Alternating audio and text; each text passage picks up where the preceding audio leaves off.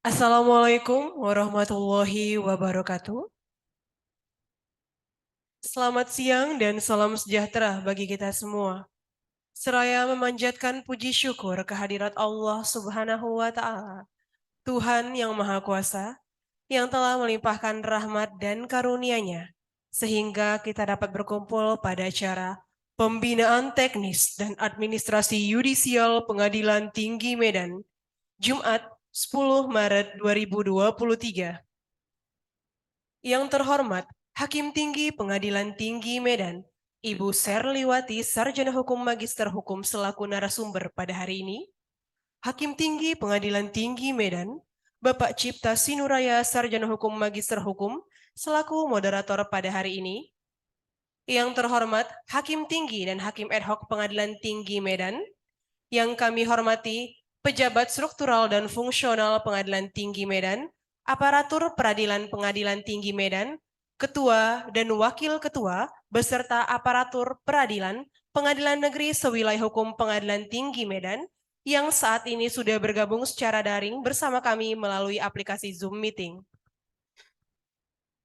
Menyanyikan lagu kebangsaan Indonesia Raya, dilanjutkan dengan himne Mahkamah Agung Republik Indonesia. Hadirin dimohon berdiri.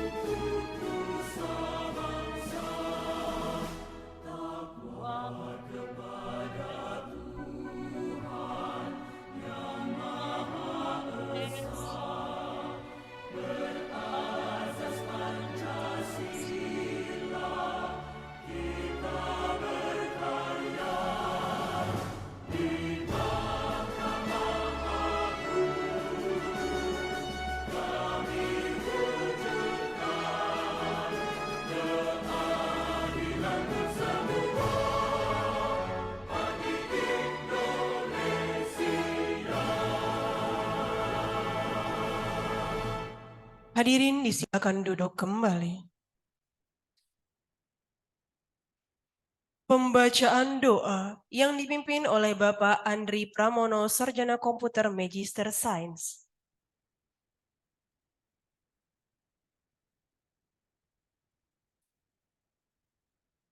Assalamualaikum warahmatullahi wabarakatuh. Bapak Ibu, marilah kita berdoa menurut agama dan keyakinan masing-masing. Izinkan saya mandu menurut agama Islam. A'udzubillahi minasyaitonirrajim. Bismillahirrahmanirrahim. Alhamdulillahirabbil alamin. Wassalatu wassalamu ala asrofil anbiya'i wal mursalin wa ala alihi washabihi ajmain. Ya Allah, Tuhan yang Maha Pengasih dan Maha Penyayang. Pada kesempatan ini, kami bertemu, baik secara luring maupun daring, dalam rangka acara pembinaan teknis dan administrasi yudisial, Pengadilan Tinggi Medan, dan Pengadilan Negeri se-Sumatera Utara. Untuk itu, perkenankanlah kami menyampaikan rasa syukur kehadirat-Mu atas segala rahmat dan karunia yang selalu Engkau curahkan kepada kami.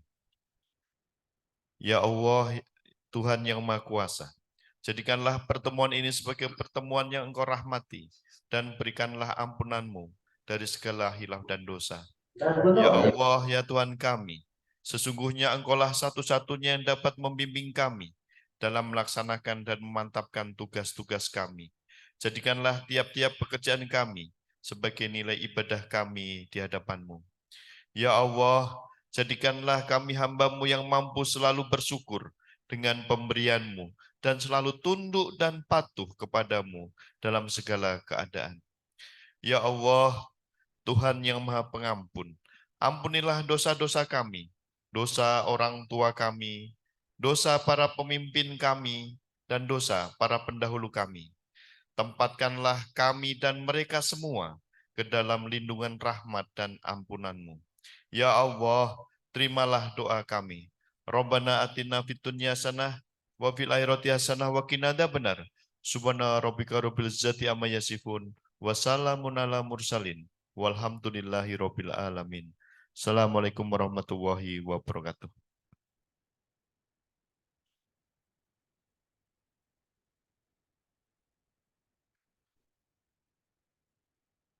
Bapak Ibu hadirin yang kami hormati, acara selanjutnya adalah pemaparan materi dengan topik gugatan intervensi yang dibawakan oleh Hakim Tinggi Pengadilan Tinggi Medan, Ibu Serliwati Sarjana Hukum Magister Hukum selaku pembicara, dan Hakim Tinggi Pengadilan Tinggi Medan, Bapak Cipta Sinuraya Sarjana Hukum Magister Hukum selaku moderator. Pemaparan materi ini akan langsung dirangkaikan dengan sesi tanya jawab. Selanjutnya, kami serahkan kepada moderator Bapak Cipta Sinuraya, Sarjana Hukum Magister Hukum. Assalamualaikum warahmatullahi wabarakatuh. Selamat siang, salam sejahtera bagi kita semuanya. Om Swastiastu, Namo Buddhaya, salam kebajikan. Yang kami hormati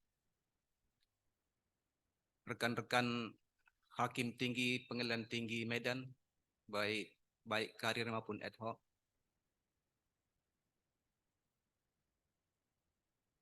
Yang kami hormati Bapak Ibu Panitera Pengganti yang hadir secara daring. Yang kami hormati Bapak Ibu Ketua atau Wakil Ketua Pengadilan Negeri sewilayah Pengadilan Tinggi Medan.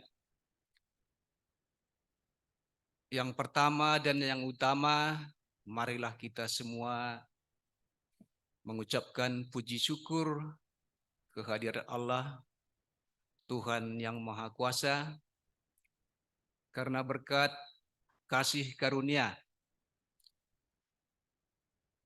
di mana masih diberikan kesehatan, kekuatan kepada kita semuanya, diberikan waktu dan tempat untuk bisa melaksanakan pembinaan teknis pada hari ini.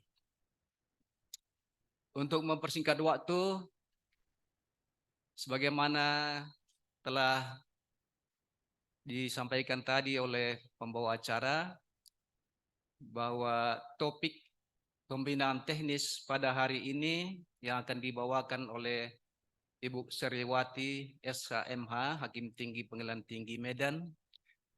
Topiknya gugatan intervensi dan permasalahannya. Untuk jelasnya, kami berikan waktu dan tempat kepada Ibu Seriwati untuk membawakan makalahnya.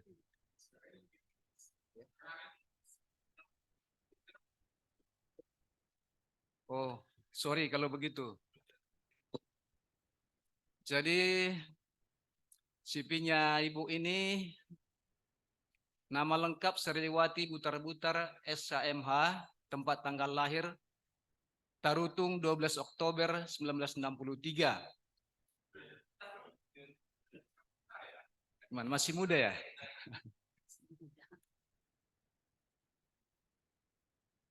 Jabatan Hakim Tinggi Pengadilan Tinggi Medan terhitung sejak tanggal 2 Januari 2023. Pendidikan S1 Fakultas Hukum USU 1986, jurusan Hukum Pidana. S2 Magister Hukum Bisnis Universitas Medan Area 2005. Pendidikan calon hakim Angkatan 5 Cinere 1988. Calon hakim Pengadilan Negeri Medan 1988 sampai dengan Maret 1992. Riwayat pekerjaan. 1. Pengangkatan sebagai hakim pertama tanggal 27 April 1992 sampai dengan Mei 1998 di Pengadilan Negeri Stabat, Kabupaten Langkat. 2. Pindah atau mutasi sebagai hakim Pengadilan Negeri Kabanjahe bulan Juni 98 sampai dengan Mei 2002. Ketiga, Juni 2002 sampai dengan Mei 2006 bertugas di Pengadilan Negeri Lubuk Pakam, Kabupaten Deli Serdang. 4. Bulan Juni 2006 sampai dengan April 2009 bertugas di Pengadilan Negeri Batam, Provinsi Kepulauan Riau, Kepulauan. 5. Bulan Mei 2009 sampai dengan Juli 2009 diangkat sebagai Wakil Ketua Pengadilan Negeri Tanjung Pati, Kabupaten 50 Kota, saya ulangi 50 Kota, Provinsi Sumatera Barat. 6. Bulan Agustus 2009 sampai dengan Mei 2011 bertugas sebagai Ketua Pengadilan Negeri Tanjung Pati, Kabupaten 50 Kota, Provinsi Sumatera Barat. 7. Bulan Juni 2011 sampai dengan Oktober 2015 bertugas sebagai Hakim Pengadilan Negeri Medan. Berikutnya bulan November 2015 sampai dengan Februari 2020 bertugas sebagai Hakim Pengadilan Negeri Tangerang, Provinsi Banten. Berikutnya tanggal 29 Maret 2020 dilantik sebagai Hakim Tinggi Pengadilan Tinggi Bengkulu, Provinsi Bengkulu. Dan yang terakhir bulan November 2002 mutasi ke Pengadilan Tinggi Medan sebagai Hakim Tinggi sampai dengan hari ini. Demikian. Untuk selanjutnya kami persilakan Ibu Seriwati untuk menyampaikan makalahnya. Baik, terima kasih Pak Moderator. Sebelum saya mulai materinya, saya akan berpantun ria pada sore hari ini supaya membangkitkan semangat bagi kita semua. Jangan berisik naik sepeda motor. Dari kota Solo membawa gitar. Terima kasih Bapak Moderator. Izinkan saya berbicara sebentar. Singgah sebentar di rumah Basir, meminta tomat dan pepaya. Untuk Anda yang telah hadir, salam hormat dari saya. Air beriak tanda tak dalam, air tenang seperti berlian. Izinkan saya ucapkan salam untuk para hadirin sekalian. Selamat sore Bapak Ibu sekalian. Salam sejahtera bagi kita semua. Terima kasih kesempatan yang diberikan bagi saya pada sore hari ini. Saya membawakan materi tentang gugatan intervensi dan permasalahannya. Materi ini sangat jauh dari sempurna. Tapi inilah yang dapat saya berikan untuk kita semua, terutama terkhusus buat rekan-rekan Bapak Ibu hakim yang bertugas di pengadilan negeri. Topik ini sengaja saya pilih karena pengalaman selama bertugas sebagai hakim pengadilan negeri pernah mengalami permasalahan ketika sedang bertugas menyidangkan perkara, mungkin karena kurang pengalaman, kurang pengetahuan juga, sehingga banyak timbul perdebatan-perdebatan di antara majelis hakim yang menyidangkan perkara tersebut. Itulah alasannya kenapa ini saya pilih jadi topik. Siapa tahu Bapak Ibu yang bertugas di pengadilan negeri, adik-adik kami hakim, mungkin bisa belajar karena di sini juga ada Bapak Ibu hakim tinggi yang sudah lebih banyak memakan asam garam, kata orang tua, karena sudah lebih dulu bertugas sebagai hakim pengadilan negeri. Tentu kita harapkan ini merupakan diskusi yang membawa manfaat bagi kita semua. Proses berperkara di pengadilan negeri pada umumnya hanya melibatkan dua pihak, dan pihak penggugat dan pihak tergugat. Namun dalam prakteknya, dalam perkara yang sedang berlangsung, ada pihak ketiga yang masuk sebagai pihak dalam perkara tersebut. Dan masuknya pihak ketiga dimaksud dengan mengajukan namanya gugatan intervensi. Gugatan intervensi itu maksudnya merupakan suatu perbuatan hukum yang dilakukan oleh pihak ketiga dikarenakan adanya kepentingan dalam gugatan tersebut dengan jalan melibatkan diri atau dilibatkan oleh salah satu pihak dalam suatu perkara yang sedang berlangsung.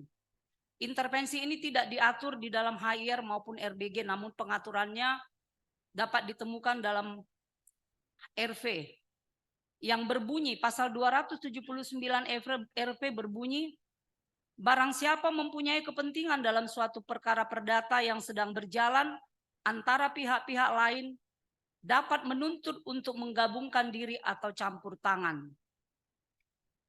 Dalam prakteknya gugatan intervensi ini atau campur tangan pihak ketiga ini ada 3 jenis, mungkin bisa dibaca nanti masing-masing. Yang pertama Tusen Koms, yang kedua fogging, yang ketiga free waring atau penjaminan. Penarikan pihak ketiga untuk bertanggung jawab.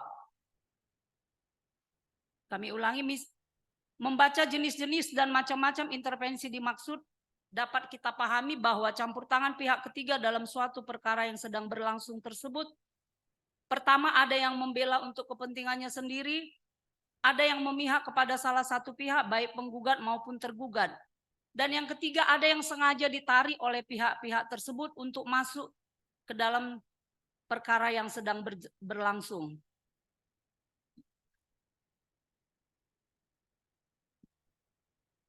Bahwa dari pengertian-pengertian yang intervensi tersebut, yang penting di dalam persoalan intervensi ini adalah pihak ketiga tersebut harus mempunyai kepentingan dengan pokok atau objek permasalahan yang sedang disengketakan.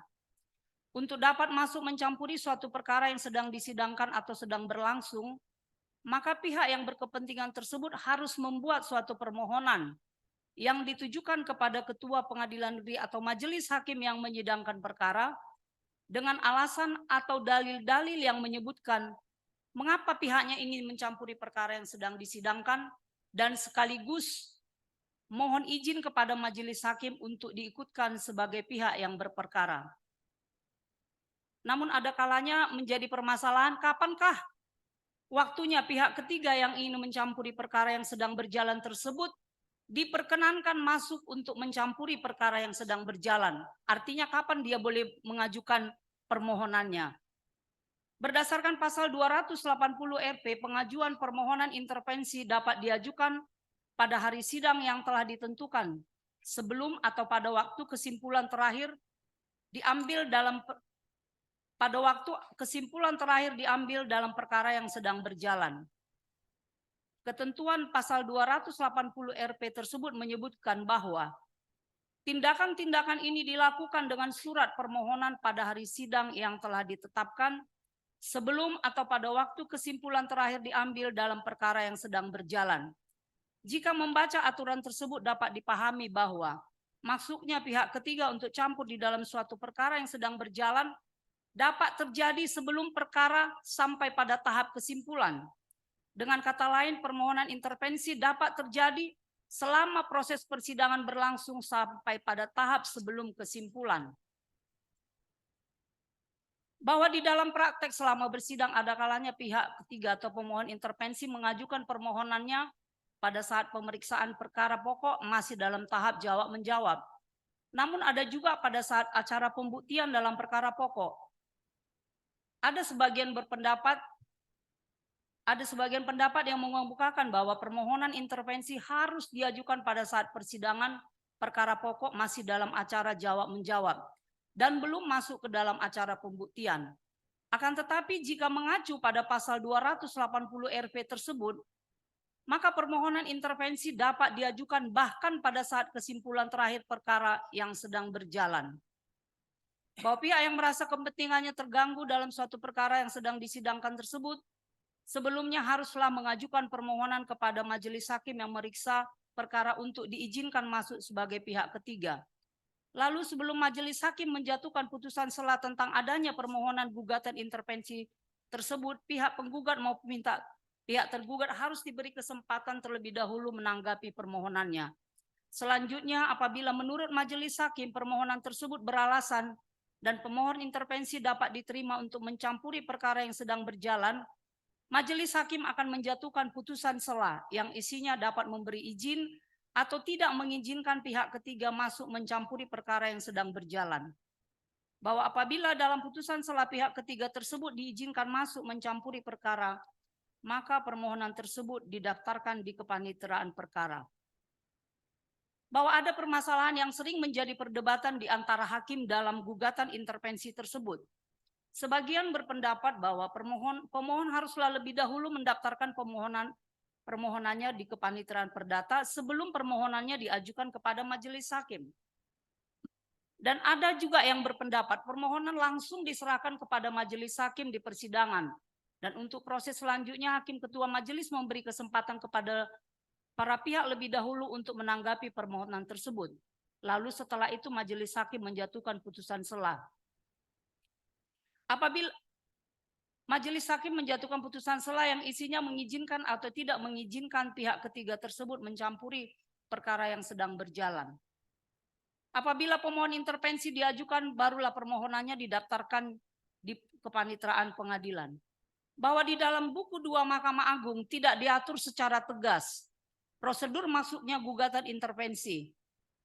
Hanya mengatur tentang diperkenankannya pihak ketiga masuk dalam proses perkara dan tidak mengatur secara spesifik kapankah saatnya permohonan itu diajukan. Bahwa dalam praktek sidang yang pernah dialami khususnya pihak ketiga yang tampil untuk membela kepentingannya sendiri, yang dalam istilahnya tusen koms, pemohon mengajukan intervensinya pada saat persidangan dalam tahap pembuktian.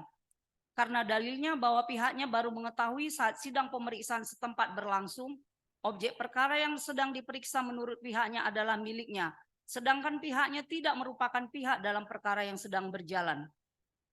Hal yang juga perlu diperhatikan dalam permohonan intervensi tersebut adalah tentang kewajiban membayar panjar biaya perkara sebagaimana soal saat mendaftarkan gugatan di pengadilan negeri. Ada sebagian yang berpendapat bahwa pemohon intervensi tidak perlu dibebankan untuk membayar panjar biaya perkara seperti halnya saat mendaftarkan gugatan di pengadilan negeri. Pendapat seperti ini tentunya menimbulkan pertanyaan bagi kita kepada siapakah dibebankan biaya yang mungkin akan timbul, yang pada kenyataannya untuk kepentingan pihak ketiga tersebut. Oleh karenanya sangatlah tepat bila pemohon intervensi diwajibkan membayar biaya perkara bila pihak ketiga telah diizinkan untuk masuk mencampuri perkara yang sedang berjalan. Artinya, pihak ketiga tersebut baru diwajibkan membayar biaya perkara saat pihak ketiga tersebut diizinkan masuk berdasarkan putusan sela majelis hakim, di mana pihak ketiga akan mendaftarkan gugatan intervensinya di kepanitiaan perdata sekaligus dibebani membayar panjar biaya perkara. Pendapat yang menyatakan bahwa sejak pihak ketiga menyatakan ingin masuk mencampuri perkara yang sedang berjalan, maka pihak ketiga tersebut sudah harus membayar panjar biaya perkara lebih dahulu.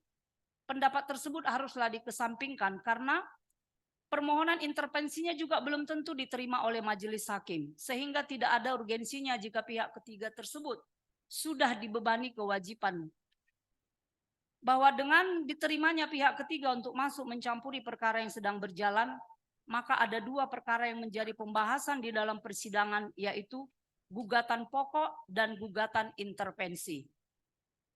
Di dalam template yang dikeluarkan oleh Mahkamah Agung disebutkan gugatan insidentil. Dalam gugatan intervensi, penggugat dan tergugat di dalam perkara pokok menjadi tergugat intervensi 1, 2, dan seterusnya sesuai dengan jumlah pihak-pihaknya.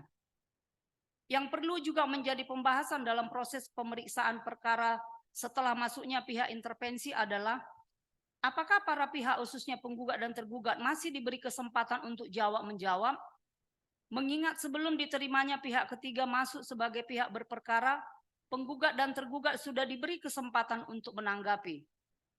Jawabannya adalah penggugat dan tergugat di dalam perkara pokok masih diberi kesempatan untuk mengajukan jawaban atas gugatan intervensi tersebut.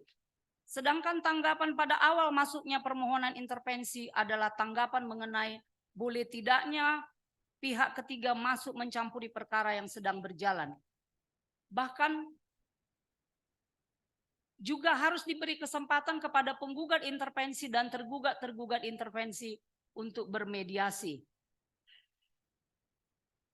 Demikian materi yang kami sampaikan dan ini kami berharap ini menjadi bahan diskusi bagi kita semua, khususnya Bapak Ibu hakim-hakim yang bertugas di pengadilan negeri.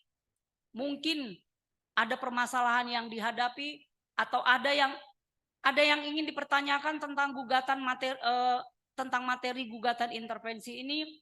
Kami sangat berharap masukannya nanti akan kita bahas bersama-sama dengan Bapak Ibu Hakim Tinggi yang hadir pada sore hari ini di sini. Seperti saya sampaikan tadi, Bapak Ibu Hakim Tinggi tentunya sudah lebih banyak makan asam garam. Cuma nggak tahu saya asamnya asam glugur, asam cekala, atau asam apa. Pokoknya sudah banyak asam garamnya. Kita harus percaya itu karena kami sudah lebih dulu lahir. Dan masih banyak lagi yang lebih senior dari saya di sini. Makanya saya sampaikan sejak awal bahwa materi ini sangat jauh daripada sempurna. Hanya sekedar bahan untuk diajak berdiskusi pada sore hari ini. Terima kasih. Kami kembalikan kepada moderator. Baik, mari kita beri aplaus dulu untuk pembawa makalah.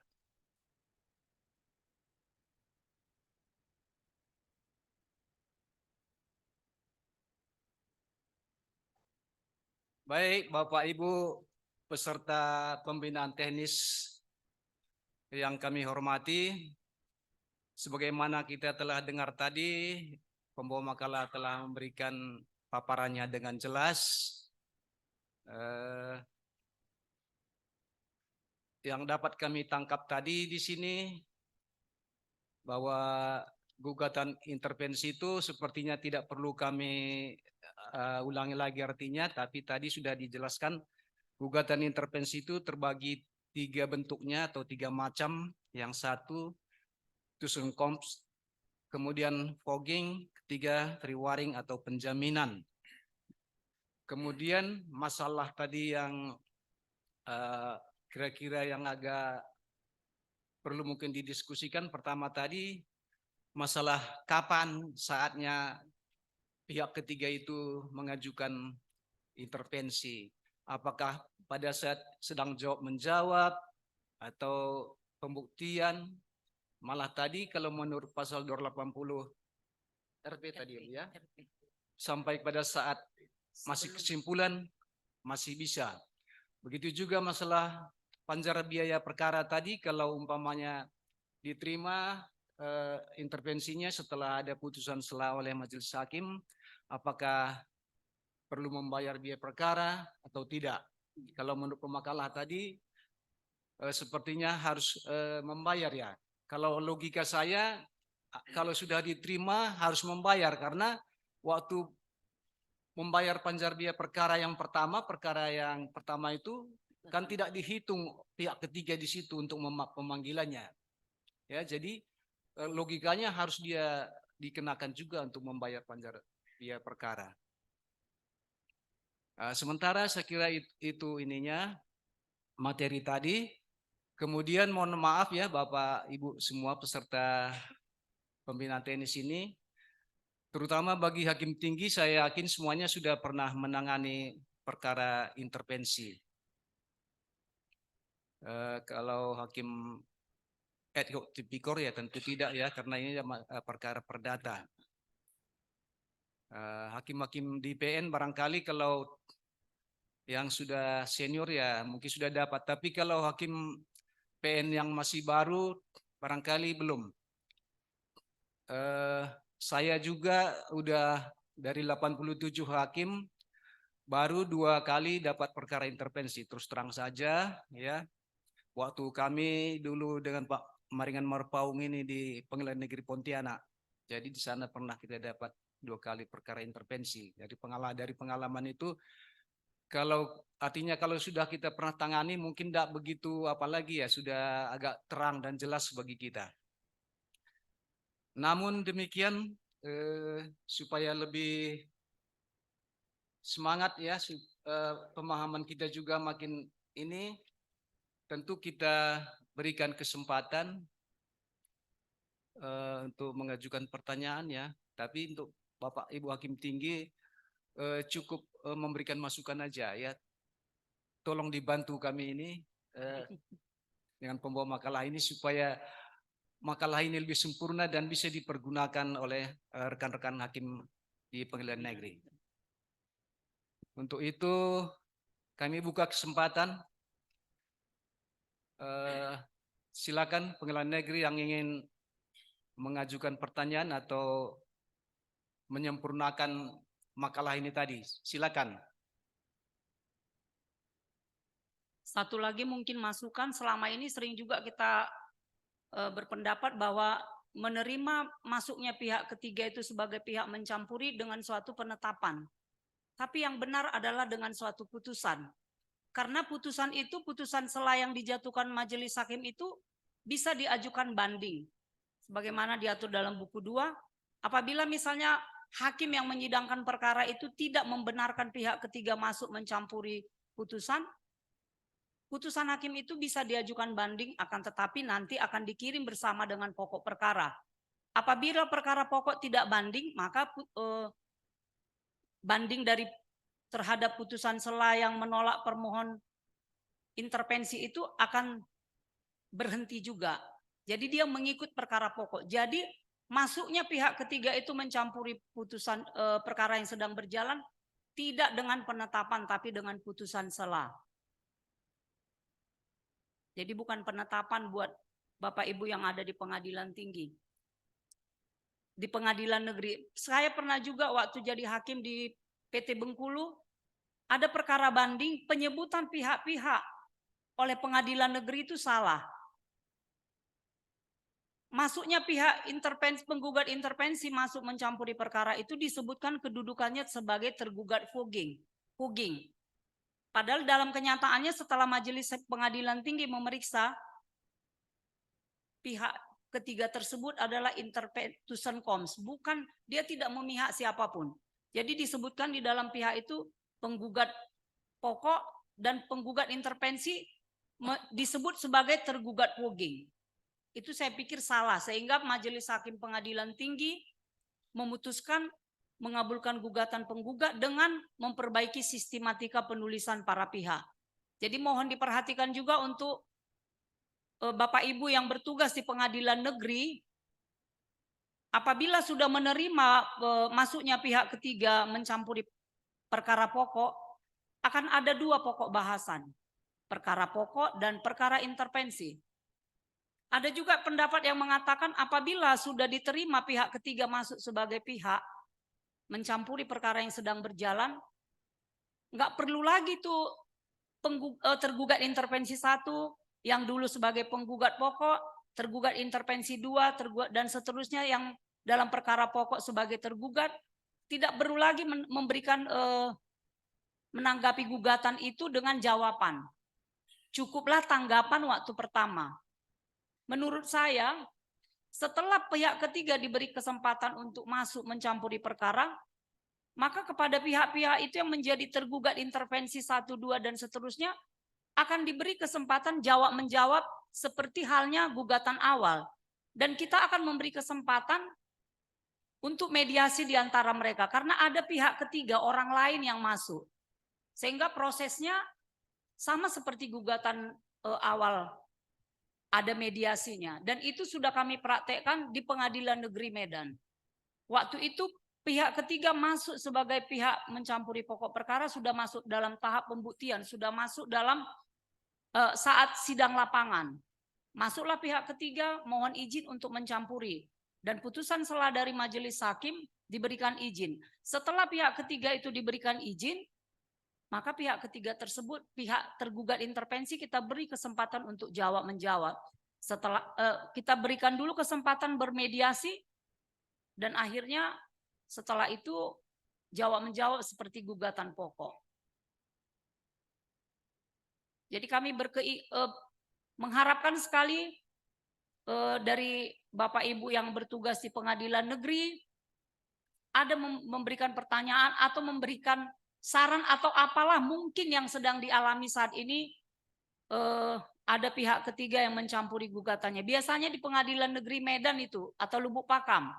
Pengadilan Negeri Medan.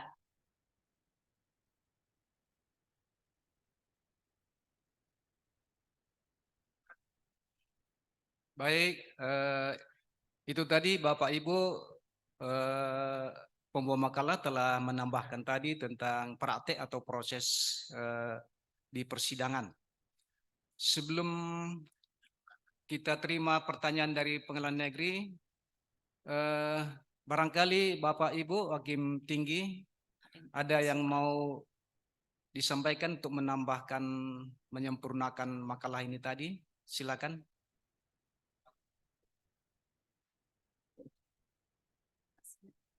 Oh, begitu ya. Oke, terima kasih Pak Dr. Berlian atas sarannya. Baik, kami silakan Pengadilan Negeri bagi yang ingin mengajukan pertanyaan, silakan, waktu kami berikan. Atau enggak connect? Enggak connect. Karena enggak bersuara.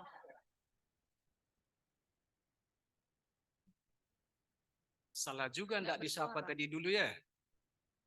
Tadi pertama kan sudah koneksi. Iya, tadi udah. Coba dipanggil pengadilan. Mungkin enggak connect. Saya enggak bersuara. Baik, Bapak Ibu di Pengadilan Negeri, bisa mendengar dengan jelas suara saya? Bapak Ibu di Pengadilan Negeri bisa mendengar dengan jelas suara saya? Kabanjahe jelas, Bu. Baik, terima kasih. Kami panggilkan Pengadilan Negeri Kabanjahe. Pengadilan Negeri Kabanjahe. Baik, Hadir, Bu. Pak di Pengadilan Negeri Kabanjahe bisa mendengar dengan jelas suara saya? Bisa, Ibu. Baik, ada ingin pertanyaan yang diajukan, Bapak?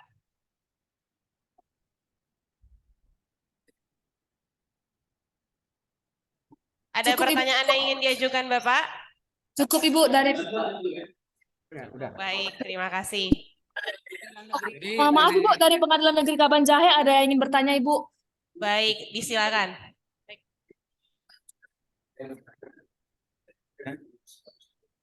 silakan.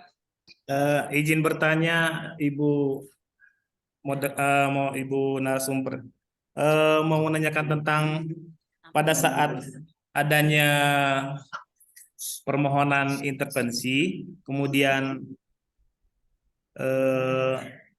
dikabulkan, apakah kita memberi kesempatan lagi untuk mengajukan gugatan lagi, Bu? Ataukah permohonan itu sebagai gugatan?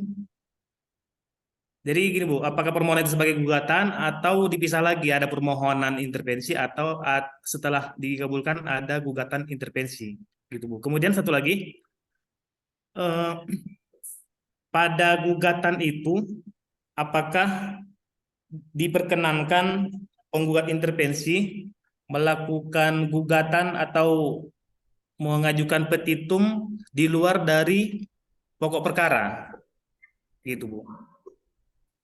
Artinya mungkin ada dalam perkara pokok itu gugatannya tentang tanah 1 hektar, tetapi di gugatan intervensi itu dia mencantumkan petitumnya 2 hektar, gitu, Bu. Kira-kira gitu. Cukup, Pak. Cukup. Namanya belum. Namanya siapa, Pak? Namanya Pak Ijal Usri Siregar. Ya? Pak Ijal Usri Siregar, Pak. Oke. Jadi satu-satu aja dulu ya, kita selesaikan aja dulu satu ini, enggak usah 3 penanya gitu. Jadi yang pertama tadi, kalau umpamanya majelis sudah menerima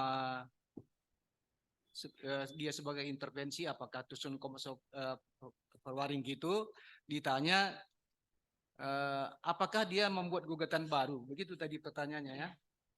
Nah, yang kedua, apakah penggugat intervensi ini perlu lagi membuat petitum, apakah boleh mencantumkan petitum di luar daripada pokok perkara?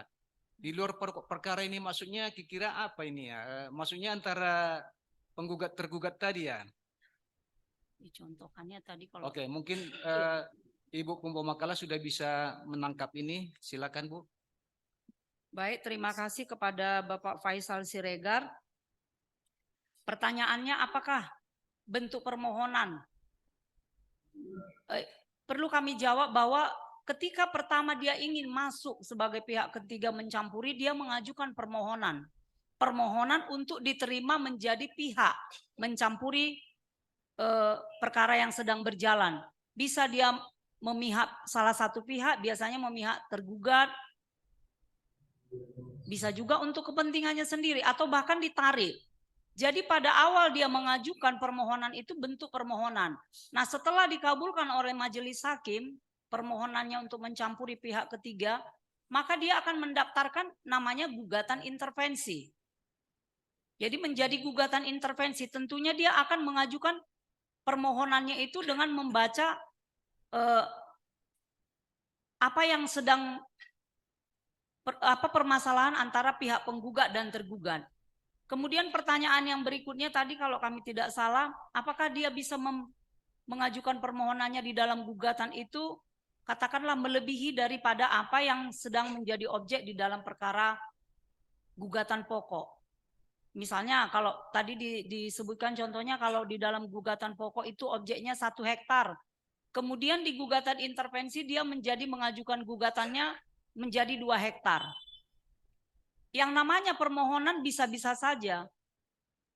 Misalnya diajukannya jadi 2 hektar. Tentunya kalau dia melebihi dari apa yang menjadi objek perkara di gugatan pokok, hakim akan melihat bahwa gugatannya itu akan menjadi tidak dapat diterima. Sementara kepentingan orang yang masuk mencampuri pihak ketiga itu menyangkut dengan objek perkara. Jadi kalau objek perkara itu cuma 1 hektar, nggak mungkin dia akan mengajukan gugatan 2 hektar yang dimohonkannya.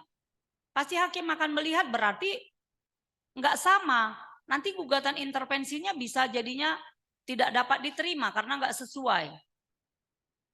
Kalau bolehkah dia mengajukan namanya permohonan atau gugatan boleh-boleh saja. Kan nanti akan menjadi pertimbangan hakim. Sebetulnya kepentingan dia apa? Kepentingan pihak ketiga itu adalah mengenai objek yang sedang disengketakan dalam perkara pokok. Tentunya harus yang ada di perkara pokok. Kalau lebih dari situ, gugatan intervensinya pasti dinyatakan tidak dapat diterima. Demikian. Bagaimana Pengadilan Negeri Medan sudah bisa diterima? Kabanjahe, sorry. Sudah Pak, terima kasih Pak. Oke, terima kasih kembali. Silakan Pak Manulang. Nambah sedikit Iya, itu. Pak. Case-nya tadi kan tidak jelas yang ditanyakan oleh pihak PN. Ya, di situ hanya dibilang 1 hektar, ternyata dia punya 2 hektar. Kemungkinan aja dalam konteks gugatannya, ya, bahwa milik dari orang yang intervensi itu ada 2 hektar. Nah, diperebutkan antara penggugat dengan tergugat yang sedang berperkara itu 1 hektar. Jadi konteksnya kan belum jelas gitu. Jadi barangkali supaya pihak di pengadilan negeri ya bisa melihat kenyataannya seperti apa. Karena kalau kita bandingkan dengan adanya eksepsi yang diajukan oleh tergugat tentang kurangnya pihak, tentang kurangnya tidak punya legal standing, ya itu juga ya sebenarnya bagian daripada adanya bisa berkaitan dengan intervensi ini. Jadi adik-adik di pengadilan negeri tolong diteliti betul ya. Dia itu fogging, Tussenkoms atau verbaring. Itu harus diperhatikan. Yang jelas yang paling banyak itu sering terjadi itu adalah untuk membela kepentingannya sendiri melawan kedua belah pihak yang berperkara. Nah, itu yang sering terjadi. Saya kira itu aja untuk menambahi saja. Terima kasih. Ya, terima kasih Pak Tigor Manulang. Itu tadi ya, khususnya Pengadilan Negeri Kabanjahe. Sepertinya tidak perlu kami tambahkan lagi. Ya, jadi mungkin saja perkara pokok tadi objek perkaranya 1 hektar. Tetapi bisa-bisa saja bahwa yang mengajukan intervensi tadi dia mempunyai 2 hektar, bisa saja dia apa itu. Jadi tidak salah juga kalau umpamanya, tapi kan apakah dikabulkan atau tidak. Tetapi di petitumnya boleh saja dia menyatakan bahwa yang 1 hektar itu tadi adalah sebagian daripada tanah dia yang 2 hektar. Soalnya nanti apakah dikabulkan atau tidak kan melihat kepada kasusnya ya. Jadi kami kira bisa juga di petitum itu mencantumkan 2 atau 3 hektar kalau memang bagian daripada yang 1 hektar itu tadi. Mudah-mudahan tidak salah ya. Iya. Baik, untuk selanjutnya silakan PN yang lain. Lubuk Pakam lah dulu yang banyak atau Medan. Kata Ibu Serlini Lubuk Pakam katanya. Mana Lubuk Pakam? Lubuk Pakam dulu, mungkin banyak di sana gugatan intervensi. Halo, PN Lubuk Pakam. Ibu, kami dari Lubuk Pakam belum mengajukan pertanyaan sampai saat ini. Menurut kami cukup, Bu. Cukup. Oke, terima kasih. Kalau begitu kita pindah ke Pengadilan Negeri Medan ya. PN Medan, halo.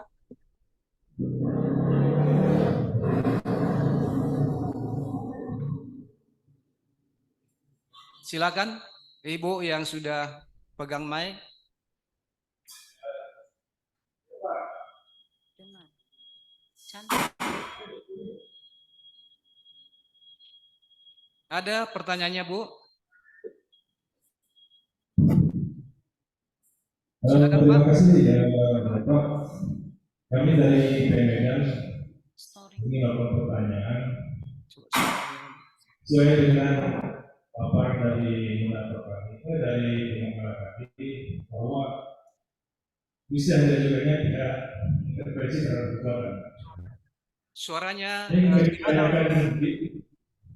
tanyakan di sini, seandainya dia intervensi sudah masuk ke dalam gugatan tersebut, apakah dimungkinkan lagi masih ada pihak intervensi lain untuk masuk ke dalam perkara tersebut?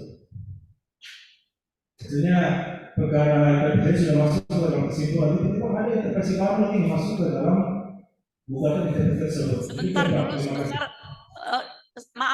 Yang dari Pengadilan Negeri Medan masalahnya nggak jelas, suara dari sini kah apa di sana? Mohon yang di Pengadilan Negeri Medan, apa yang terjadi masalah di situ, audionya mungkin storing, kami tidak bisa jelas mendengarkan apa kata-katanya. Atau silakan namanya dulu Pak. Nanti kalau sudah jelas namanya barangkali udah jelas ini berikutnya Pak. Terima kasih Pak. Nama saya Husni Tamrin dari Pengadilan Negeri Medan. Atau bisa didengar Pak suaranya Pak sini? Belum jelas di sini Pak. Suaranya nggak jelas, kita bukan suaranya. Apa namanya? Atau nanti dulu Pak kami perbaiki dulu. Silakan yang lain untuk bertanya dulu.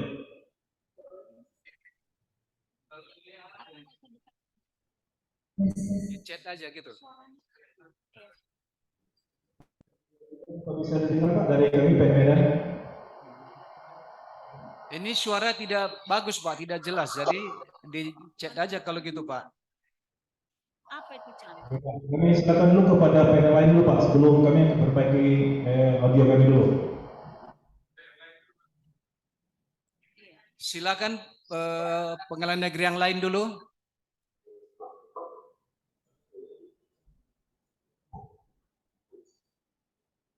Yang dekat kalau begitu, PN Binjai. PN Binjai. Halo PN Binjai.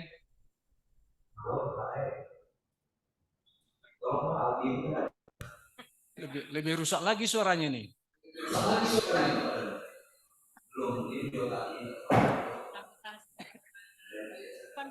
Baik, kita bergeser dulu. PN Stabat. PN Stabat. Terima kasih Bapak. Bisa didengar suara kami Pak? Hampir jelas. Belum jelas. Halo, apakah sudah jelas? Coba dikecilkan. Volumenya coba dikecilkan.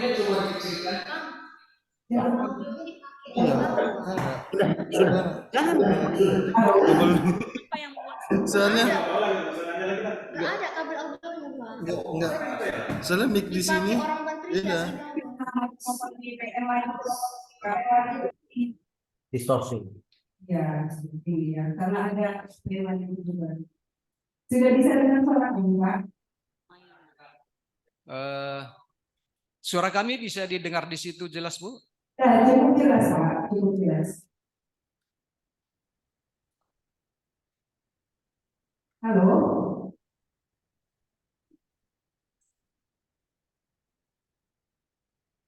Bisa Pak? Bisa. Udah. Apakah suara kami bisa didengar Bapak? Silakan Lindu Pak. Silakan Lindu. Silakan namanya siapa Bu? Nama saya Ledis Mediana Perkara Pak. Ledis Mediana Perkara. Sudah dengar suara kami Pak?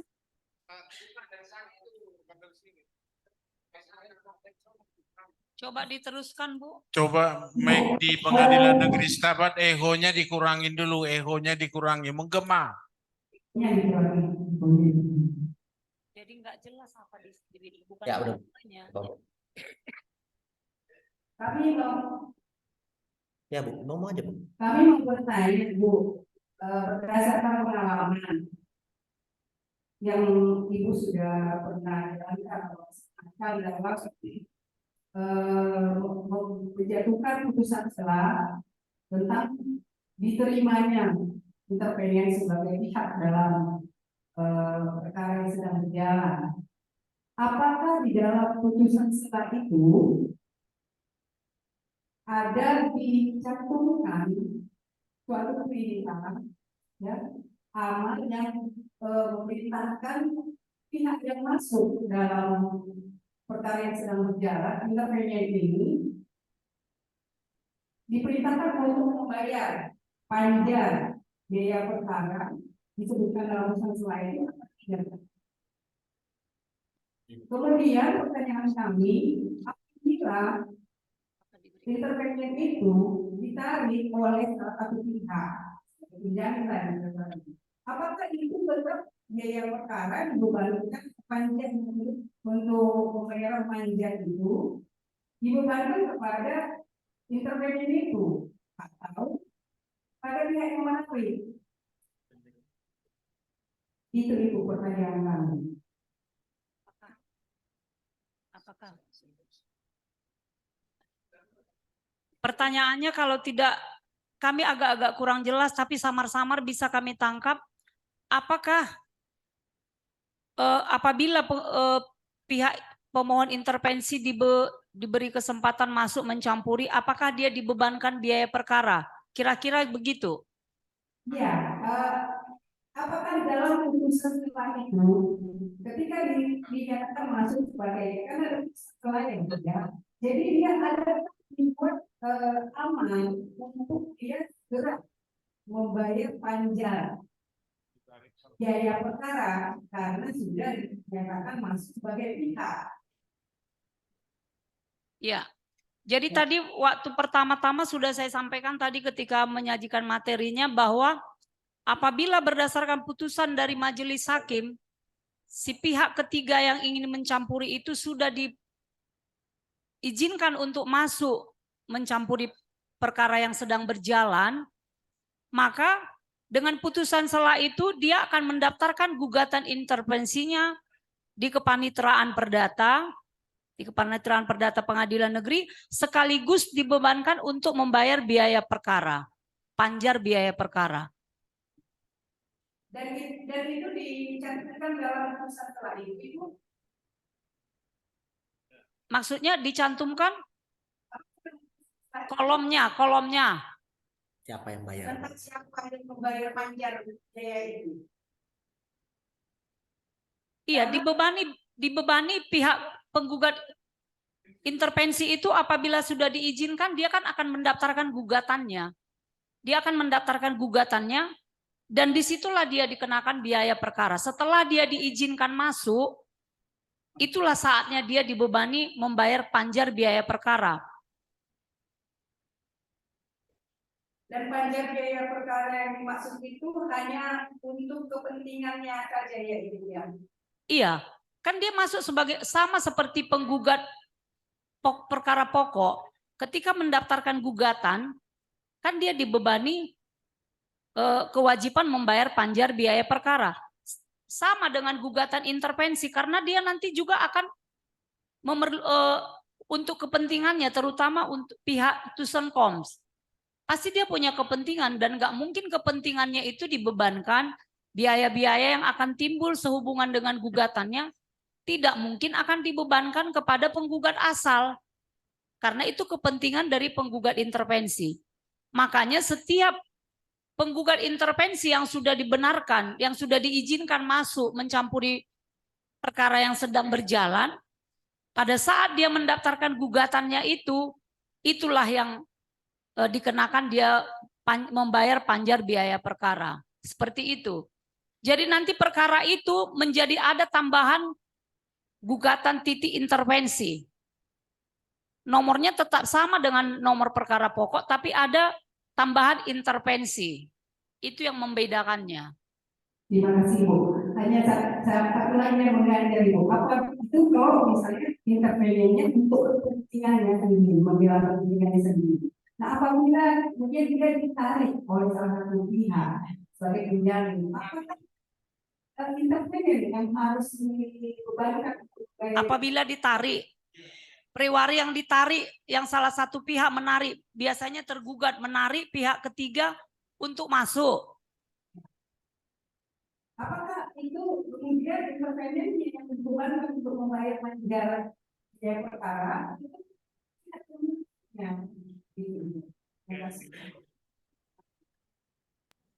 Artinya apakah kalau pihak ketiga itu masuk kategori pre-waring, ditarik salah satu pihak, apakah dia tetap membayar biaya perkara gitu? Ya, panjar biaya perkaranya apakah dibanding kepada intervensinya? Iya. Kalau menurut saya, tetap dikenakan biaya perkara karena nama dia pun akan menjadi penggugat intervensi juga walaupun di dalam materinya itu dia ditarik oleh salah satu pihak tapi tetap dia masuk sebagai intervenian. Cuma jenis interveniannya pre-waring, ada yang fogging, ada yang Thyssenkoms. Tapi namanya penggugat intervensi. Terima kasih Ibu. Baik Bu. Atau mungkin dari Bapak Ibu Hakim Tinggi ada yang menambahkan, apakah untuk pihak ketiga yang ditarik, apakah perlu membayar biaya perkara? Baik, jadi dalam prakteknya mungkin ya karena dia sebagai yang ditarik, barangkali dia keberatan juga ya, tidak mau membayar biaya perkara. Nah, dalam hal itu maka prakteknya mungkin dibebankan nanti kepada penggugat yang pertama kan gimana pun dia sudah bayar, nanti kurang kan, atau barangkali dibebankan kepada yang menarik kan begitu. Apakah tergugat yang menarik atau penggugat? Makanya prakteknya bagaimana? Kalau ini mungkin kepanitraan yang lebih ini atau KPN yang pernah itu ya. Tapi yang jelas logikanya untuk biaya memanggil dia nanti kan harus tambah daripada perhitungan awal. Nah, makanya harus cuma dibebankankah kepada penggugat yang awal atau kepada yang menarik? Nah, ini sekarang. Barangkali Bapak Ibu bisa menambahkan ya. Silakan Pak. Saya pikir kembali lagi kepada case per case. Itu nggak bisa kita selesaikan di sini. Persoalannya apakah yang menarik tergugat? Apakah yang menarik penggugat lagi? Jadi itu nggak bisa kita jelaskan di sini karena itu adanya di PN. Iya. Cukup Bu ya? Iya. Jadi case per case harus kita lihat. Makanya saya bilang tadi ada kaitannya nanti dengan eksepsi. Kalau misalnya kalau pihak menggugat ya jelas dia menunjuk orang lain. Tapi kalau tergugat berkepentingan, dia akan menarik orang lain, entah dia pernah beli dari orang ini atau bagaimana kan begitu. Iya. Jadi untuk membela kepentingannya. Jadi kalau Thyssenkoms kan jelas untuk membela kepentingan dia sendiri yang melakukan intervensi ya terhadap kedua-duanya atau terhadap kepala salah satu yang berperkara. Saya kira itu. Terima kasih. Baik, kita kasih aplaus dulu untuk Pak Tigor Manulang. Berikutnya masih ada dari pengadilan negeri yang lain. Mungkin nanti dari yang PN Stabat tadi bisa didiskusikan. Izin Pak, dari Pengadilan Negeri Mandailing Natal ingin bertanya. Tolong dikecilkan dikit suaranya ya Bu. Volumenya. Mandailing Natal ya Bu. Kalau ini volume. Iya Pak. Kecilkan dikit lagi Bu. Caranya kecilkan. Yes, caranya. Silakan Ibu. Perkenalkan dulu namanya siapa? Perkenalkan Pak, nama saya Christina Andi Syahrini dari Sarini. Iya Bu. Ingin bertanya mengenai masuknya salah satu pihak tadi Bu. Ketika pertama kan ada intervensi Thyssenkoms, misalkan, kemudian setelah dikeluarkannya putusan, kemudian ada lagi Bu yang masuk, pihak yang masuk intervensi fogging atau waring. Itu bagaimana Bu? Apakah ada putusan selang lagi atau lanjut? Kemudian pada SPP Bapak Ibu sekalian bagaimana SPP pencatatannya karena macet pernah terjadi SPP itu macet karena tidak bisa dicatatkan seperti itu Bapak Ibu. Terima kasih. Oke, terima kasih. Jadi ini kalau tidak salah sudah ada yang masuk yang pertama ya, begitu ya. Sudah diterima barangkali kan oleh majelis hakim. Kemudian ada lagi muncul gitu ya. Oh, bisa saja ya dalam prakteknya ya. Iya, Pak. Belum acara kesimpulan umpamanya masuk lagi pihak yang satu lagi. Benar, Pak. Jadi artinya ada 2 intervensi yang masuk. Iya, Bu. 2 atau lebih. 2 atau lebih. Ini pertanyaan yang bagus juga ini. Udah masuk pihak, jadi berarti ada 4. Ada 2 intervensinya.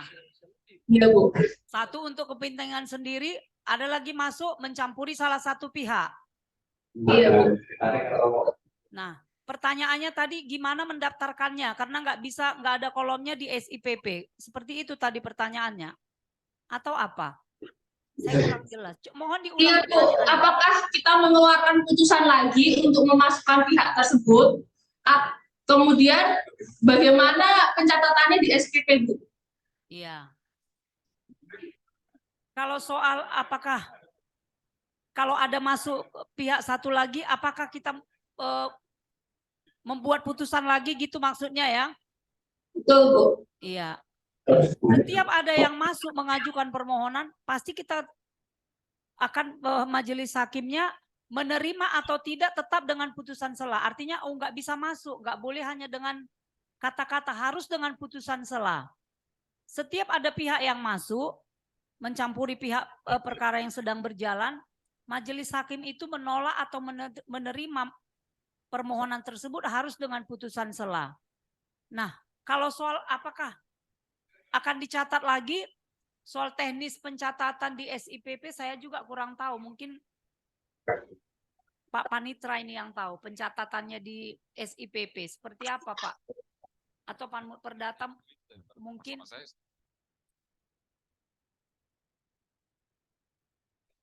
Sepanjang yang saya tahu baru sekali intervensi yang masuk, belum pernah ada 2 intervensi. Ya. Mungkin ada aja. Izin. Iya, silakan Pak. Makasih Pak Moderator dengan Ibu penyaji. Yang kita baca di hukum acara perdata kan hanya kata-kata apabila ada kepentingan pihak ketiga untuk masuk pada satu perkara, boleh kan, dibolehkan itu aja. Tidak ada di situ diatur kalau kedua, ketiga. Saya pikir sepakat kita nggak pernah diatur, belum diatur. Apakah boleh sudah ada intervensi, ada lagi masuk pihak ketiga lagi, ada lagi sampai berapa kali? Memang nggak diatur kan? Kita sepakati aja dah, ya. Saya kira kita sepakati aja. Berarti boleh nggak? Pertanyaannya, boleh nggak ada lagi intervensi setelah intervensi pertama, kedua, ketiga dan seterusnya? Logikanya boleh. Kalau saya berpikir, apabila nanti ada 10 orang yang berkepentingan, ternyata baru 2 yang pihak yang berperkara, ada lagi muncul, terutama di perkara sawit, misalnya kebun sawit yang ratusan hektar. Ya, saya kira memungkinkan. Walaupun di dalam HR atau RBG itu hanya sekali kata-katanya, boleh. Tidak disebut yang kedua, ketiga, dan seterusnya. Saya kira itu aja, Bu, mungkin dari kami. Ya, terima kasih Kita Pak. sepakati aja ya. Pertanyaan dari Ibu yang dari Madinah tadi, apakah tetap dengan putusan sela? Jadi Ya, saya jawab tentu. tadi, pasti menolak atau tidak selalu harus dengan putusan Pertanyaannya, sela. indikator apa bagi hakim boleh menerima atau tidak pihak pemohon intervensi yang berikutnya? Iya. Itu pertanyaannya. Tentu kita lihat relevansinya pihak itu. Apakah punya legalitas di situ atau ada kepentingan hukumnya? Ya kalau nggak ada hanya sekedar mengganggu, ya saya kira hakim akan menilai. Oh kira-kira ini ada kepentingan nggak ini? Apakah hanya sekedar mengganggu aja?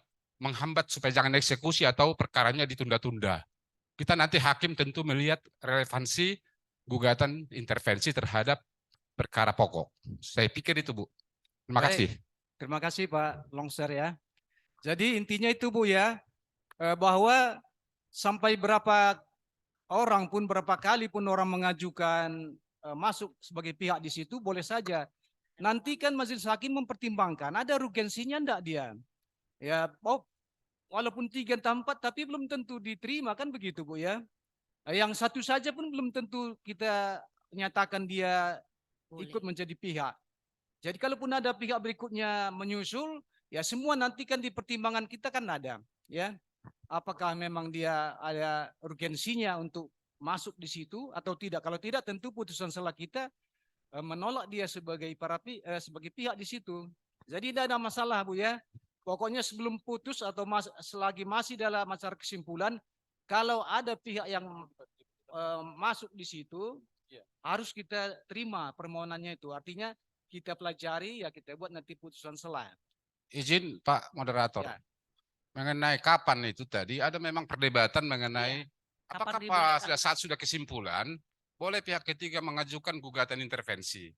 Kan pertanyaannya nanti di dalam perkara pokok, para pihak sudah membuktikan, sudah PS, dan segala macam. Masuk intervensi. Saya pikir yang kita tahu ya, mungkin ada berbeda pendapat. Kalau sudah masuk pembuktian, tidak mungkin diberi kesempatan pada pihak ketiga untuk intervensi. Contoh tadi, kalau sudah PS, tapi menurut saya ini, saya berkembang ini karena hakim itu kadang-kadang melihat kira-kira tadi, oh ternyata dia bisa masuk. Kalau sudah mau kesimpulan, kalau saya pribadi, saya pikir kita pemborosan nanti. Akan mundur lagi ke awal. Karena ada jawab-menjawab, nanti si intervensi tidak bisa lagi menanggapi jawaban para pihak di dalam perkara pokok. Karena sudah lewat toh. Sudah lewat. Jadi yang kubaca di situ, nggak salah ya, buku Retno atau bukunya siapa itu, Pak ya Harahap. Kalau sudah mau masuk kesimpulan, saya kira kita hakimnya sebaiknya tidak menerima gugatan intervensi. Saya kira demikian. Mungkin ini pendapat saya aja. Terima kasih. Baik, terima kasih Pak. Mungkin kita sependapat Pak ya, tapi kalau menurut pasal 280 tadi Bu ya. Ya, kalau 280 RP itu sebelum sampai kesimpulan terakhir masih bisa. Pengalaman saya Pak ketika di Pengadilan Negeri Medan intervensi itu masuk pada saat pemeriksaan lapangan. Perkara pokok sudah pembuktian. Ketika kita sidang lapangan ada pihak ketiga yang merasa loh orang ini kok yang diukur-ukur tanah saya. Itulah dasar dia masuk. Jadi udah pembuktian, tetap kita izinkan masuk. Karena memang dia berkepentingan objek yang diperkarakan oleh pihak penggugat dan tergugat itu sebagian tanah dia. Nah, berarti kan dia punya kepentingan. Iya. Kalau di dalam aturannya sendiri, sebelum kesimpulan terakhir diambil, artinya perkara yang sedang berjalan itu pas kesimpulan terakhir pun masih boleh. Walaupun dalam prakteknya ada nggak pernah, tapi nggak dilarang. Sama seperti itu tadi, gugatan intervensi itu diatur cuma boleh masuk apakah pertama, kedua, ketiga. Tapi tetap nggak ada larangan. Tapi kalau itu tadi kalau bunyi dari pasal 280 RP itu tidak dilarang, tidak dibilang waktu jawab menjawab. Sebagian pendapat bilang bahwa hanya boleh pada saat jawab menjawab. Tapi dalam prakteknya pada saat pembuktian juga pernah kita 2 kali mengalami itu. Pada saat sidang lapangan pihak ketiga itu melihat karena objek itu dia punya sebagian besar. Jadi yang diperkarakan itu setengah milik dia. Dan dia akhirnya gugatan intervensi yang kita kabulkan. NO lah yang gugatan pokoknya. Kira-kira seperti itu Pak. Baik. Silakan pengadilan negeri yang lain kalau memang masih ada pertanyaan. Kalau tidak ada biar kita tutup. Masih ada pengadilan negeri yang lain yang mau mengajukan pertanyaan?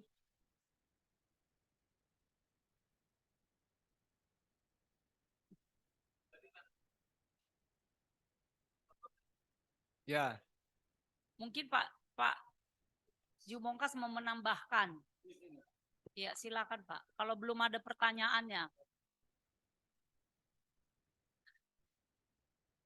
Terima kasih kepada narasumber, juga kepada Bapak Moderator atas kesempatan yang diberikan kepada kami.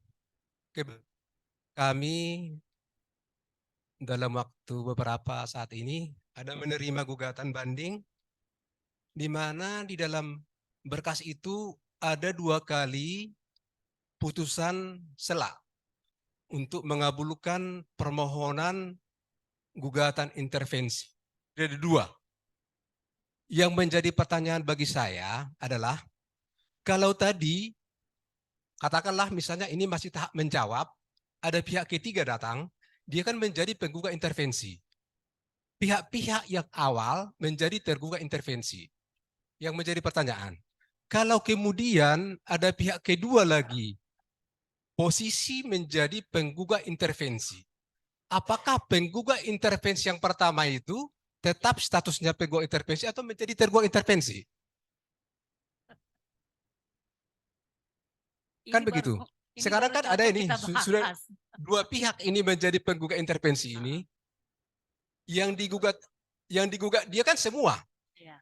Apakah semua pihak-pihak yang sudah masuk sebelumnya itu menjadi posisi sebagai tergugat intervensi atau bagaimana? Mungkin supaya ada keseragaman juga, karena mungkin ini agak jarang-jarang juga seperti ini. Kalau menurut saya, kan berarti ada dua penggugat intervensi. Pertanyaan dari Madinah tadi, apakah boleh masuk penggugat intervensi, masuk lagi penggugat intervensi yang lain. Kalau menurut saya namanya tetap penggugat intervensi 1, penggugat intervensi 2. Kan mereka ini masuk ini mencampuri yang sedang berjalan, berarti tetap aja perkara pokok dan perkara intervensi. Penggugat itu, yang penggugat pokok itu penggugat asal tetap menjadi tergugat intervensi 1, tergugat intervensi 2. Intervensi yang masuk ini penggugat intervensi 1, penggugat intervensi 2. Pihak yang dalam gugatan pokok tergugat intervensi 1, tergugat intervensi 2. Berarti ada dua penggugat intervensi. Penggugat intervensi 1 sudah kita benarkan masuk. Masuk lagi penggugat intervensi 2. Tetap namanya penggugat intervensi. Kami tambahkan sedikit, Pak. Kami kira, Pak, tidak begitu apa. Artinya yang penting kan masih bisa kita buatkan di situ semula penggugat atau semula tergugat 1, tergugat 2. Yang penting kan ada garis miringnya atau yang penting kan masih tetap ada di situ kelihatan bahwa dialah penggugat semula, dialah tergugat 1, tergugat 2. Saya kira jadi tetap posisinya selaku penggugat intervensi. Iya. Tidak merubah menjadi statusnya menjadi tergugat ya, walaupun kepentingan mereka berbeda. Iya. Tapi dia kan masuk mencampuri, dia kan pihak ketiga mencampuri perkara yang sedang berjalan, artinya perkara pokok. Jadi penggugat pokok dan tergugat pokok itu, apalagi dia untuk kepentingannya sendiri, tetap menjadi tergugat intervensi 1, tergugat intervensi 2. Berarti kan sekarang ada 3 nih, gugat pokok, ada 3 pihak lah. Intervensi 1, gugatan intervensi 2. Memang pusing lah hakim dibuatnya. Tapi kalau menurut saya namanya tetap penggugat intervensi. Tetap ya sama ya? Tetap, karena dia kan begitu kita izinkan membayar ongkos perkara, membayar panjar. Mungkin ada yang menambahkan. Jika supaya ada juga untuk pengetahuan PNPN. Kalau yang di daring ini sudah ini ya kita ini dulu. Yang luring ini sudah tidak ada lagi ya biar kita kembali ke PNPN. Dari PN ya. Bagaimana Pengadilan Negeri? Kalau tidak ada biar kita coba Pengadilan Negeri masih adakah? Kami berharap ada masukan, mungkin pertanyaan supaya berkembang. Mungkin pengalaman sekarang dengan zaman teknologi informasi yang begitu maju, mungkin ada yang pengalaman baru, silakan. Ini kan kita grup diskusi, Pak. Pengadilan Negeri Medan tadi sudah ini kali, sudah. Ada nggak? PN Medan ada, Chan? Ada itu. Ada ya. PN Medan tadi barangkali sudah bagus suaranya, Pak. Iya ini. Pak, izin Pak, pertanyaannya tadi sama dengan PN Madinah, Pak. Oh sama. Sama dengan Izin, PN Pak. Madinah. Iya Pak, izin Pak. Oh iya kalau gitu ya sudah cukup ya. Iya Pak. Terima kasih.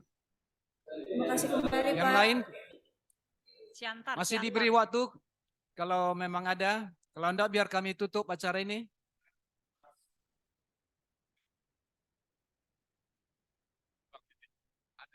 Ya, baik. Karena sampai sekarang tidak ada, maka kami akhiri acara pembinaan teknis ini. Ya, kami selaku moderator, membawa acara maupun narasumber penuh dengan kekurangan, dengan mungkin ada yang tidak berkenan, mohon maaf.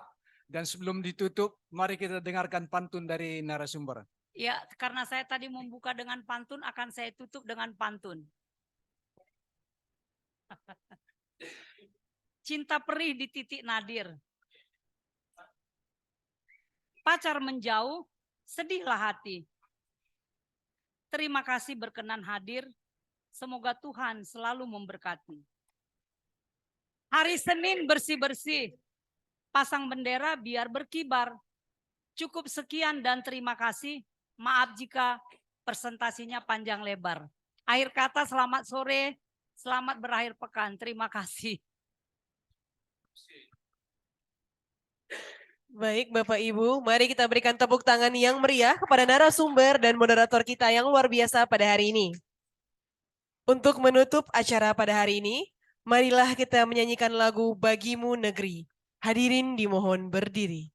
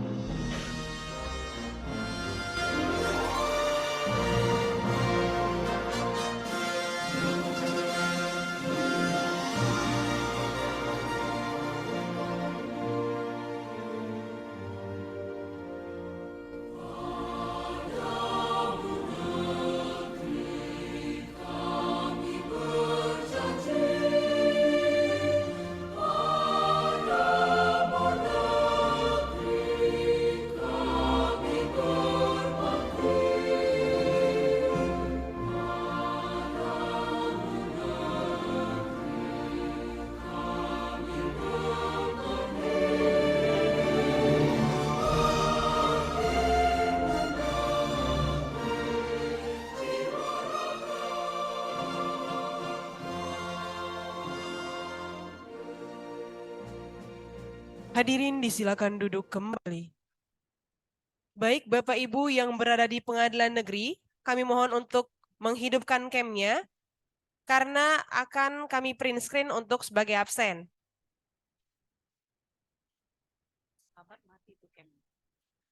Untuk pengadilan negeri Stabat, kami mohon untuk menghidupkan cam-nya.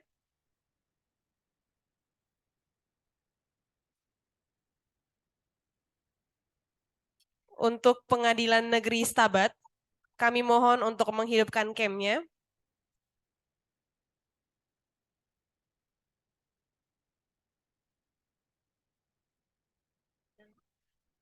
Baik, akan saya hitung.